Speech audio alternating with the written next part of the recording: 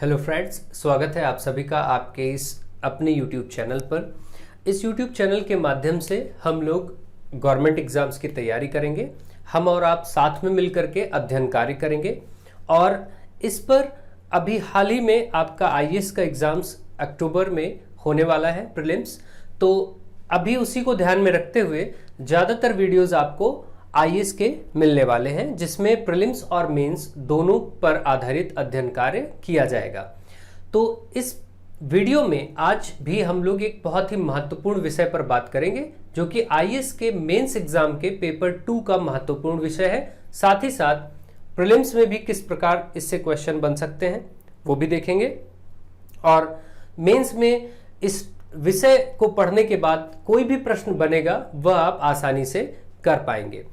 तो ये विषय अभी हाल ही में सुप्रीम कोर्ट ने एक बहुत ही ऐतिहासिक निर्णय दिया, जिसमें पैतृक संपत्ति के बंटवारे से संबंधित निर्णय था। यानी कि पिता की संपत्ति में पुत्र और पुत्री दोनों का बराबर का अधिकार होगा। इस विषय पर ऐतिहासिक निर्णय आया और बहुत ही सराहनीय कार्य किया गया। इस निर्णय के द्वारा पुत्र और पुत्री में भेदभाव को खत्म किया गया, समाप्त किया गया। और किस प्रकार यह विषय आपके लिए महत्वपूर्ण है, इसकी पृष्ठभूमि क्या रही, यानी कि कब कब कैसे कैसे क्या क्या नियम और कानून आए और क्या सुधार हुए, उन पर चर्चा हम लोग करेंगे। क्योंकि इन्हीं विषयों को आपको अपने एग्जाम में दर्शाना है और इन्हीं के आधार पर आपको उत्तर लेखन का कार्य करना है और एक बहुत ही अच्छी प्रस्तुतिकरण करना है। यानी आप जितना प्रभावशाली लेखन कार्य, उत्तर लेखन कार्य करेंगे, उतना ही बेहतर आपका रिजल्ट होगा। तो इसी क्रम में हम लोग समझेंगे कि यह जो सुप्रीम कोर्ट का निर्णय है यह किस प्रकार महत्वपूर्ण है और क्या क्या इसकी पृष्ठभूमि रही है, कैसे कैसे हिंदू उत्तराधिकार अधिनियम पर बात की जाएगी और क्या क्या महत्वपूर्ण विषय है, इनको देखेंगे। तो चलिए हिंदू उत्तराधिकार अधिनियम समझते हैं। इसकी सबसे पहले एक रूपरेखा बनाते हैं कि हिंदू उत्तराधिकार अधिनियम, हिंदू उत्तराधिकार अधिनियम यानी कि हिंदू सक्सेशन एक्ट। ठीक, ये जो एक्ट है यानी अधिनियम है, यह किस प्रकार से महत्वपूर्ण है इसकी बात करेंगे। तो एक रूपरेखा बनाएंगे। आप जब भी उत्तर लेखन करेंगे तो सबसे पहले आपका माइंड मैप क्लियर होना चाहिए कि आप किस प्रकार से आगे बढ़ेंगे, और आपको चीजें क्लियर होनी चाहिए कि आपको क्या क्या चीजें आगे इनपुट डालना है, यानी क्या क्या चीजें आपको दर्शाना है। तो इसी क्रम में हिंदू उत्तराधिकार अधिनियम में सबसे पहले क्या बात करी जाएगी ये देखेंगे। तो सबसे पहले हिंदू उत्तराधिकार अधिनियम 1956 की बात की जाएगी। हिंदू उत्तराधिकार अधिनियम, उत्तराधिकार अधिनियम 1956, हिंदू उत्तराधिकार अधिनियम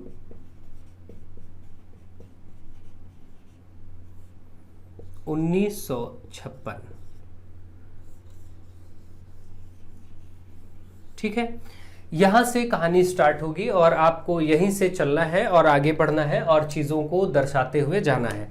फिर इसके बाद एक अमेंडमेंट होता है, सुधार होता है, कब? 2005 में।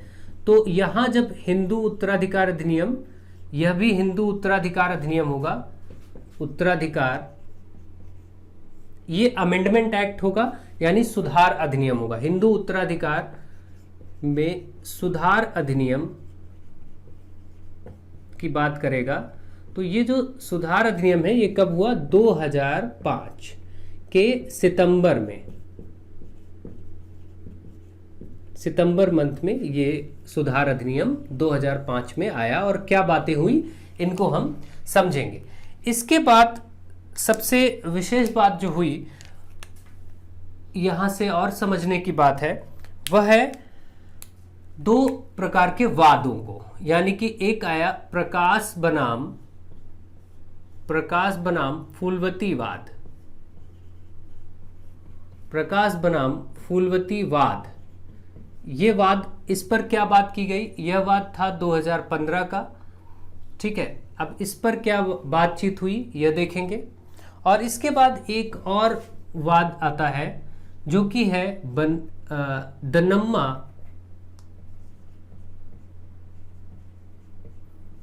दनम्मा बनाम अमरवाद।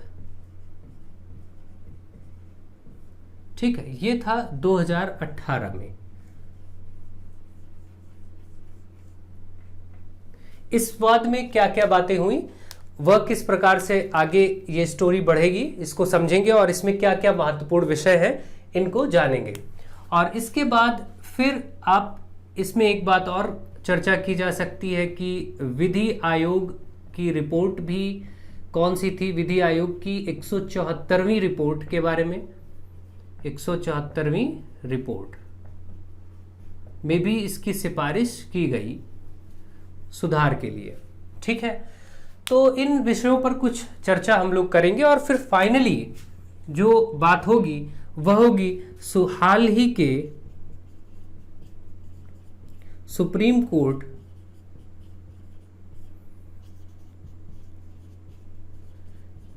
के ऐतिहासिक निर्णय।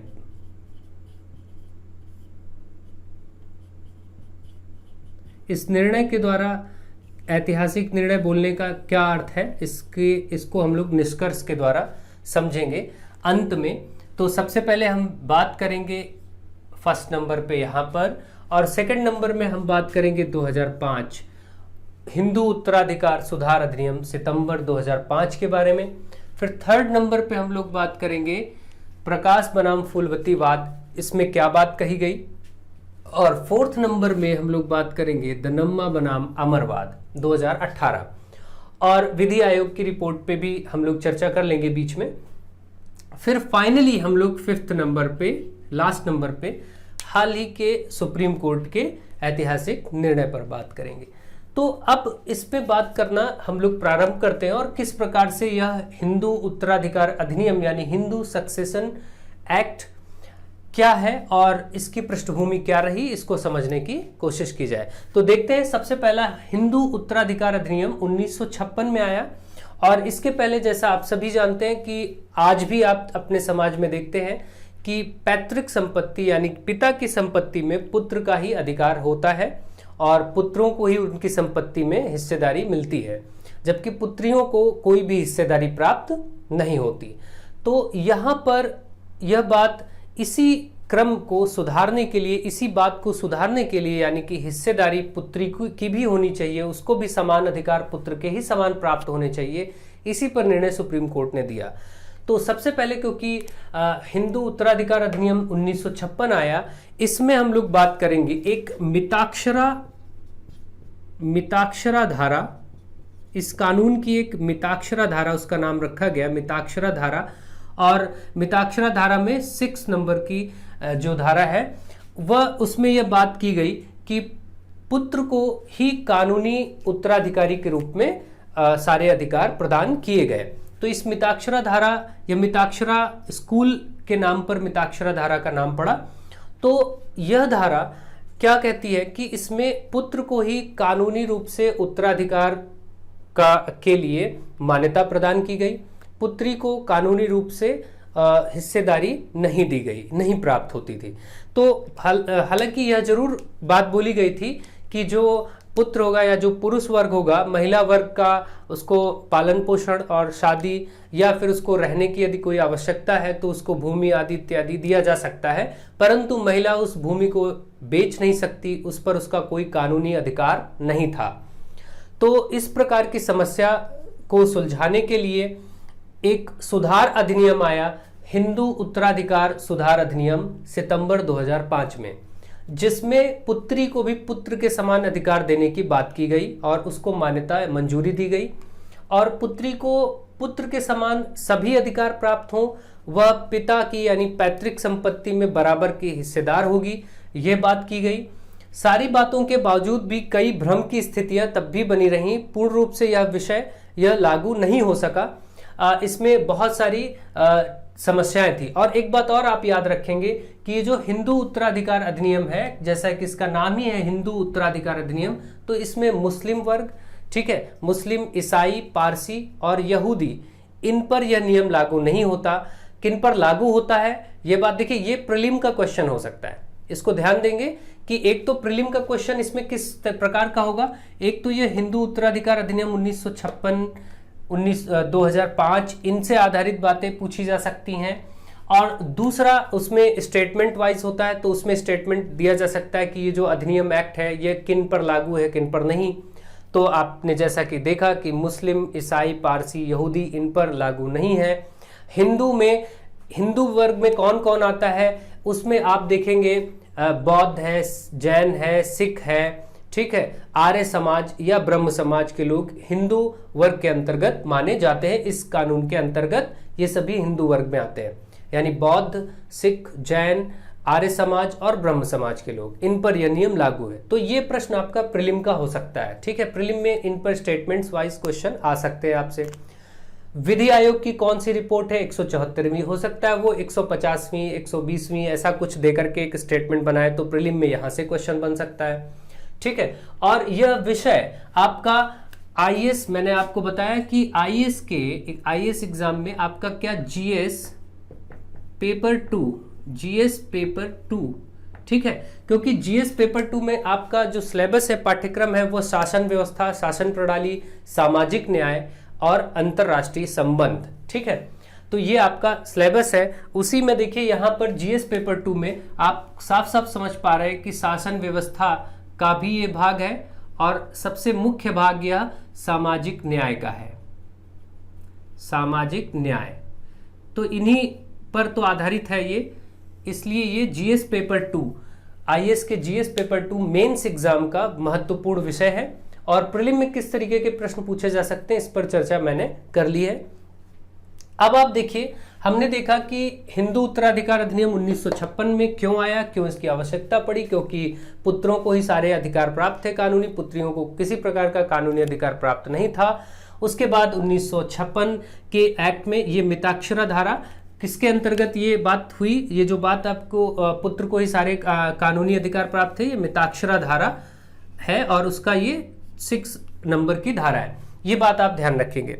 इसके बाद हिंदू उत्तराधिकार सुधार अधिनियम आया 2005 में, जिसमें यह बात की गई कि नहीं, पुत्रियों को भी पुत्र के समान ही अधिकार प्राप्त होने चाहिए और उसको समान अधिकार दिलाने के लिए ही यह सुधार अधिनियम लाया गया, ताकि पुत्रियों को भी उत्तराधिकारी के रूप में, उनके पिता की पैतृक संपत्ति के उत्तराधिकारी के रूप में संयुक्त कानूनी रूप से उसको अधिकार प्राप्त हो सके और वह भी उसमें बराबर की हिस्सेदार हो सके, यानी अपने पिता की संपत्ति में।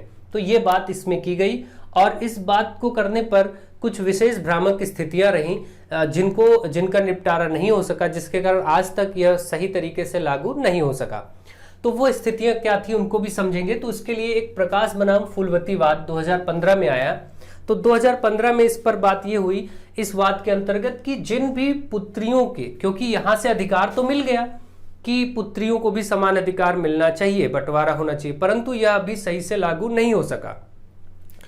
तो इसमें देखिए यहां पर बात हुई कि प्रकाश बनाम फूलवतीवाद में ये वाद आया कोर्ट में। तो उस कोर्ट में जब ये वाद चला तो उस वाद में क्या बात हुई कि जिन पुत्रियों के पिता की मृत्यु 9 सितंबर 2005, अब देखिए ये 9 सितंबर 2005 डेट कौन सी थी, जब ये हिंदू उत्तराधिकार सुधार अधिनियम 2005 सितंबर में आया, इसी डेट को आया। तो इस डेट के पहले 9 सितंबर 2005 के पहले जिन पुत्रियों के पिता की मृत्यु हो चुकी थी उनको ये अधिकार प्राप्त नहीं होंगे, ऐसा बोला गया। तो एक भ्रम की स्थिति बनी थी कि ये अधिनियम जिस तारीख को आया 9 सितंबर 2005, उसके पहले अगर पिता की मृत्यु हो गई है तो पुत्रियों को कोई भी उन पुत्रियों को कोई भी हिस्सेदारी अपने पिता की संपत्ति में नहीं प्राप्त होगी। तो ये एक भ्रम की स्थिति बनी रही। फिर प्रकाश बनाम फूलवतीवाद में 9 सितंबर 2005 वाली जो ये बात रखी गई कि इनको नहीं मिलेगा, जिन भी पुत्रियों के पिता 9 सितंबर 2005 के पहले जिनकी मृत्यु हो गई है उन पुत्रियों को हिस्सेदारी नहीं मिलेगी। यह बात हुई प्रकाश बनाम फूलवतीवाद में। फिर 2018 में दनम्मा बनाम अमरवाद आया। यह वाद जब कोर्ट में आया तो कोर्ट में यह बात हुई कि नहीं, यह बिल्कुल गलत है और जिन पुत्रियों के पिता की मृत्यु कभी भी क्यों ना हुई हो उसका किसी तारीख से कोई संबंध नहीं है। जब भी उनकी मृत्यु हुई हो, यानी पिता की मृत्यु जब भी हुई हो, फिर भी हर हाल में पुत्री को उसके पिता की संपत्ति में बराबर का अधिकार मिलना ही चाहिए। ऐसी बात दनम्मा बनाम अमरवाद में 2018 में हुई। फिर भी कोई भी एक निर्णय नहीं आ सका। तो वह निर्णय अभी हाल ही के दिनों में, अभी 2-4 दिन पहले ही आपका यह निर्णय आया। तो इस निर्णय में सुप्रीम कोर्ट ने फैसला दिया कि अब यह हर एक पुत्री के लिए पुत्र के समान ही अधिकार होगा कि उसको अपने पिता की संपत्ति में बराबर के हिस्सेदारी मिलेगी और कानूनी रूप से, वैधानिक तरीके से, पूर्ण रूप से वह भी कानूनी उत्तराधिकारी होगी और उसको अपने पिता की संपत्ति में बराबर का अधिकार प्राप्त होगा। तो इस प्रकार से यह निर्णय बहुत ही ऐतिहासिक रहा, आप सभी समझ सकते हैं, काफी महत्वपूर्ण निर्णय रहा। और इसमें बीच में सिफारिश विधि आयोग ने भी की थी कि यह निर्णय गलत है। मिताक्षरा कानून, मिताक्षरा धारा के अंतर्गत जो पुरुषों को पूर्ण रूप से कानूनी अधिकार प्राप्त था, उसकी बात को गलत और उस पर सुधार करने के लिए विधि आयोग ने भी बीच में 174वीं रिपोर्ट अपनी पेश की थी। तो उस पर, उसके कारण भी आपका यह विधि आयोग की बात इंपॉर्टेंट हो जाती है। और अब इसके बाद देखिए, यह निर्णय सुप्रीम कोर्ट का रहा कि पुत्री और पुत्र में किसी प्रकार का भेदभाव नहीं होना चाहिए और हर प्रकार से उनको समानता मिलनी चाहिए। तो यह आप देखेंगे यहां से इंपॉर्टेंट। और साथ ही साथ जो हमारे महान्यायवादी हैं, अटॉर्नी जनरल और सॉलिसिटर जनरल, जो हमारे कानूनी अधिकारी होते हैं हमारे देश के, सबसे प्रथम कानूनी सलाहकार कौन है? महान्यायवादी, और उसके बाद सॉलिसिटर जनरल। ठीक है, दूसरा कानूनी सबसे बड़ा अधिकारी या सलाहकार कौन है? Solicitor general. तो उन्होंने भी इस मिताक्षरा कानून, मिताक्षरा धारा की भर्त्सना की या फिर आलोचना की। और इसके साथ ही साथ हम ये देखेंगे कि जो आपका संविधान है वह इसमें कहां पर क्या बात करता है। तो उसने आपका एक जो आपका मौलिक अधिकार है, ठीक है, हमारे जो मौलिक अधिकार हैं, मौलिक अधिकार में समानता का अधिकार, किसका? समानता का अधिकार। समानता यानी हर एक तरह से हमें समानता प्राप्त होनी चाहिए। समानता का अधिकार कहां है? अनुच्छेद 14 से 18। ठीक है, अनुच्छेद 14 से 18 में यह बात की जाती है कि मौलिक अधिकारों के अंतर्गत समानता का अधिकार, इसका भी उल्लंघन हो रहा था। अभी तक इसका भी उल्लंघन हो रहा था क्योंकि समानता का अधिकार तो था ही नहीं, यानी कि पुत्र और पुत्री में तो भेदभाव किया जाता था। अब सबसे बड़ा प्रश्न जो आपका मेंस का बन सकता है वह कैसे बन सकता है? आप सब समझ रहे होंगे कि यह किस प्रकार समाज में लैंगिक भेदभाव को दूर करता है, या फिर इस जो हिंदू उत्तराधिकार अधिनियम है, इस पर यह सुप्रीम कोर्ट का जो हाल ही का निर्णय है, या किस प्रकार आज के समाज में व्याप्त लैंगिक यानी लिंग के आधार पर, यानी लड़का और लड़की या महिला और पुरुष, ये लिंग के आधार पर जो भेदभाव हो रहा है, इसको किस प्रकार दूर करने में सहायक है, या फिर किस प्रकार यह समानता को बढ़ाता है और सामाजिक न्याय को मजबूती प्रदान करता है और महिलाओं की स्थिति को मजबूत बनाता है। तो कुछ भी आपसे प्रश्न बनाया जा सकता है। जो भी होगा यहाँ की विषय वस्तु के आधार पर आप कार्य करेंगे तो इस तरीके से आप एक फ्रेमवर्क बनाएंगे, चीजों को समझेंगे और बेहतर प्रकार से आप प्रस्तुतिकरण कर पाएंगे और आपके पास कंटेंट होगा, अच्छा एक आपके पास मटेरियल होगा जिसको आप वहां पर दर्शा पाएंगे। तो आई होप आप सभी को ये बातें बहुत अच्छे से समझ में आ गई होंगी और यहाँ से बनने वाले प्रश्नों को आप कर पाएंगे। तो इसी प्रकार से हम लोग समय समय पर कुछ विशेष चर्चाएं करते रहेंगे और प्रिपरेशन के लिए, तैयारी के लिए किस प्रकार अपनी धार को मजबूत किया जाए, उसको कैसे आगे बढ़ा जाए, उसमें ये हम लोग सीखते रहेंगे और आपस में मिलकर के अध्ययन कार्य करते रहेंगे। आप सभी का बहुत बहुत धन्यवाद। अगर चैनल आपको, इस वीडियोस आपको पसंद आ रहे हो तो चैनल को लाइक, शेयर और सब्सक्राइब करना बिल्कुल भी ना भूलें। Thank you to all of you.